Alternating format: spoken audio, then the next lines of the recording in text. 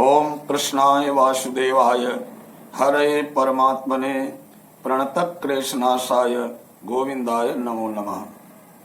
जय श्री कृष्ण, जय श्री राधे। विजया एकादशी, फाल्गुन मास कृष्ण पक्ष एकादशी।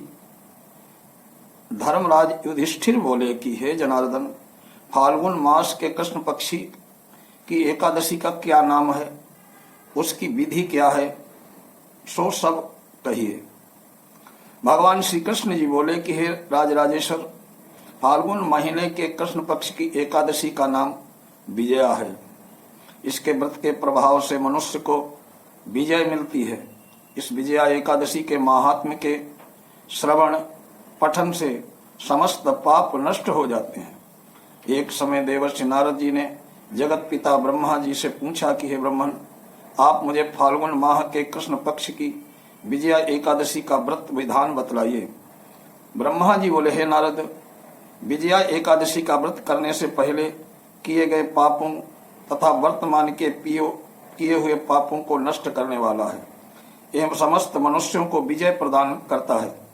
त्रेता युग में श्री रामचंद्र जी को जब 14 वर्ष के लिए वनवास हो गया था, तब वो लक्ष्मण जी के तथा जानकी सहित पंचवटी में निवास करने लगे थे। इस जगह से रावण ने श्री सीता जी का हरण किया था। इस दुखद समाचार से श्री रामचंद्र जी अत्यंत व्याकुल हुए। श्री सीता जी को खोज में चल दिए। घूमते घूमते वे मरणासन्न जटायु के पास पहुंचे। कुछ आगे चलकर इनकी सुग्रीव के साथ मित्रता हो गई। उन्होंने बाली का वध किया। श्री हनुमान जी ने लंका में जाकर सीता जी का पता लगाया। वहां से लौटकर हनुमान जी श्री रामचंद्र जी के पास आए और उन्होंने सब समाचार श्री रामचंद्र जी से कहा। श्री रामचंद्र जी ने सुग्रीव जी की सम्मति लेकर बानरों भालुओं की सेना सहित लंका को प्रस्थान किया।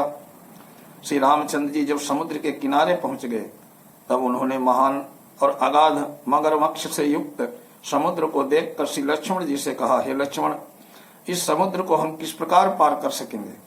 श्री लक्ष्मण जी बोले, हे भाई श्री राम जी, यहाँ से करीब आधा योजन दूरी पर कुमारी द्वीप पर बदकालभ्य नाम के एक मुनि रहते हैं। आप उनके पास जाकर इसका उपाय पूछिए। लक्ष्मण जी के वचनों को सुनकर भगवान श्री रामचंद्र जी बदकालभ्य ऋषि के पास गए। उनको प्रणाम करके बैठ गए। मुनि ने उनसे पूछा कि हे राम जी, आप कहाँ से पधारे हैं। श्री राम जी बोले, हे महर्षि, मैं अपनी सेना सहित आया हूँ। राक्षसों को जीतने लंका जा रहा हूँ। आप कृपा कर समुद्र पार करने का कोई उपाय बतलाइए।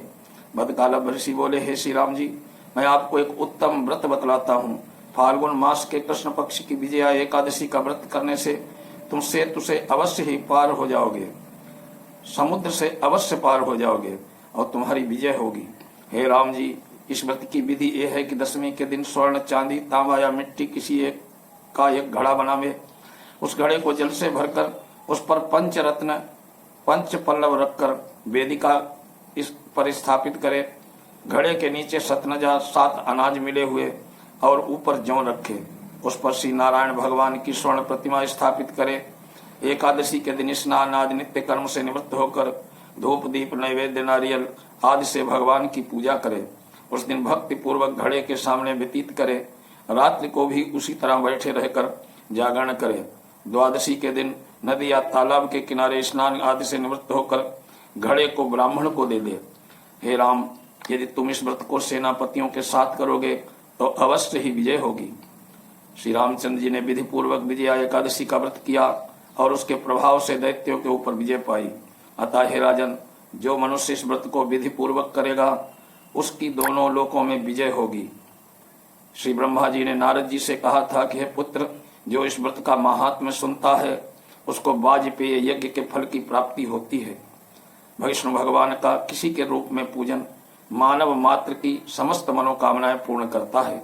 भगवान राम हालांकि स्वयं विष्णु के अवतार थे, अपितु अपनी लीलाओं के चलते प्राणियों को सदमार्ग दिखाने के लिए उन्होंने विष्णु भगवान के निमित्त इस व्रत को किया।